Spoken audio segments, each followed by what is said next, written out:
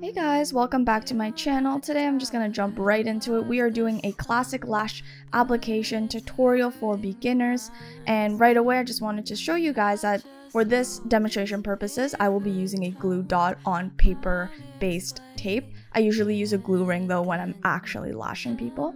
So I am gonna show you how I take off that lash extension. Do you see how I just pulled it towards me and also made sure that I only grabbed one? It is very easy to grab multiple, so just please be careful and grab one. You don't want to waste product. So when dipping in, do you see how slowly I removed the lash extension from that glue? If you move too fast, you'll get a bunch of beads on it. You don't want that, so slow and steady. I also realized that it was a little dry in my environment, so I'm using a curing speed solution. This will just help the adhesive dry faster as I lash. Another tip is to make sure to get to that center of the glue dot when you are dipping your lash extension in. So right now I'm just showing you a kind of overall perspective. I will be changing perspectives to get a closer view to the lashes, so please stay tuned if you want a closer and zoomed up perspective. And so one thing that I like to make sure with classic lashes is to focus on directional placement. So these aren't hybrids or volumes or mega volumes where directional placement can sometimes be less of a worry just because it's so dense that you're not really going to see it. Although I still do recommend, if you want that clean lash line, whatever set it is, volume, classic, mega volume, hybrid, you still want to be able to have those extensions facing in an organized and upwards, not motion, but position, I guess. And that's just so that you get that nice clean line.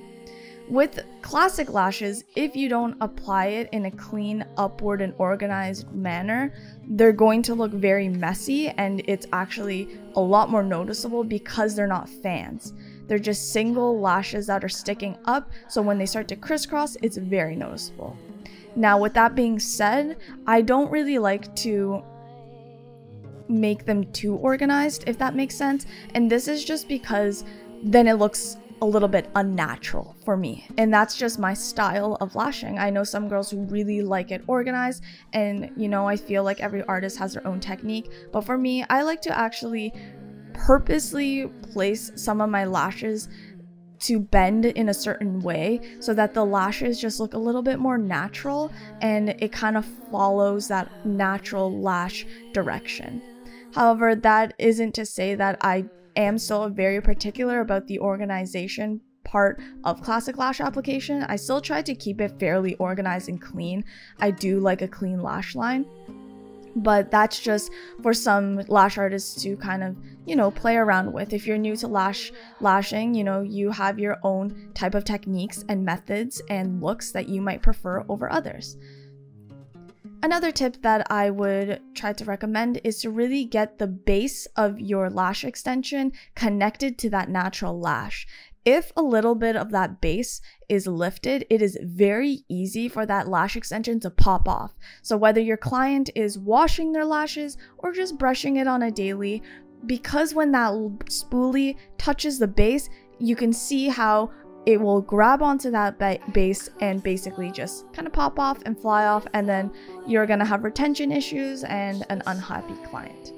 Another tip is to not only focus on the base, but you want to get at least halfway, or depending on the length, a quarter way up that extension to really grasp onto that natural lash as well. This is achieved by your direction or placement of your tweezers. When you're entering and placing that lash on to, or the lash extension to the natural lash, you want to make sure that you aren't pointing too much upwards, if that makes sense. You want to have it on a slight angle so that it connects nicely to that natural lash. I'll do another video solely focused on lash placement, but for purposes of this video, I'm just gonna say that tip out for you guys. That hopefully it'll be helpful and you guys know what I'm trying to communicate to you guys. And so I am doing a doll eye style in this look, it's going to be 14 millimeters in the middle and then 11 on the outer corners and gradually going up.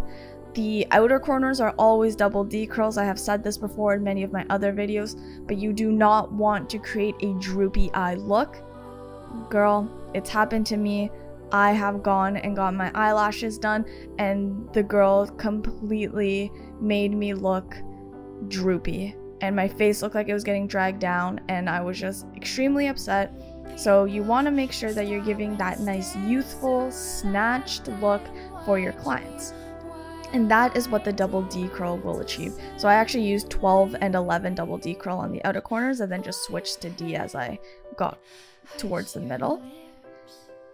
And yeah, so classic lash application practice is great for isolation purposes as well. If you are struggling with isolation, I know that sometimes these mannequin heads can be kind of finicky when you are trying to apply lashes or just practice because it's not a real human eyelash. So totally understand, but it's still great practice, especially now. Like for me, I haven't been lashing actual people because of the pandemic. So this is a great way to make sure that my skills are still being utilized and that I can still advance my skills because you don't want to stop practicing. So stay tuned for the very end of this video as well. I actually use these lash strips and made them into falsies that I can wear on a daily basis. And I'm not gonna lie to you guys, I'm actually in love with these lash strips. They look so natural and something that I usually wouldn't wear because I do like dramatic. But on the off days where I want to be have more natural look, you can always remember keep these practice lash extensions and save them because you can actually wear them, especially in a time where you can't get extensions done and you just want some. You don't want to waste any product. Remember, just keep these lash strips and wear them as you will. And if you guys have any other questions, just let me know. If you have any other inquiries or even suggestions, if you guys have tips for me, that would be amazing as well. Alright guys, so this video is almost done. Just stay tuned for the very end to see what the results are like.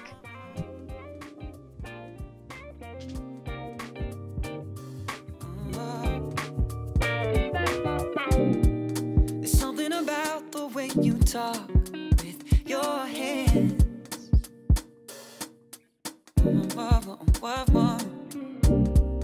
The way that you say my name when nobody stares. No, no. You say it's alright. Take your space if you need a break. And if I need to disconnect, that's okay. Time, you and I, hours, minutes, days and nights, trading all of our deadlines for conversations over wine. Killing time, you and I, in this moment we're alive, infatuated with your eyes and the way they look at mine. We're killing time.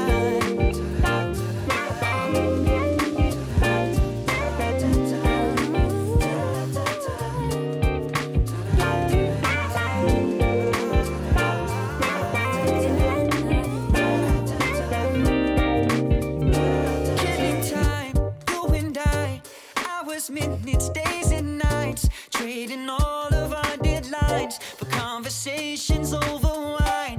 Killing time, you and I, in this moment we're alive, infatuated with your eyes and the way they look at mine. We're killing time.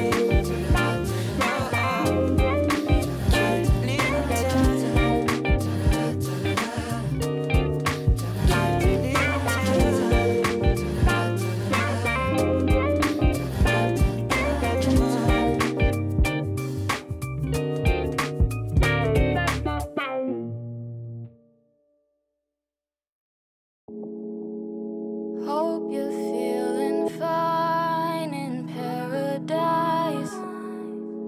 Met you in my sleep, said you're living right. Waiting for a sign, searching everywhere, wishing that you're alright.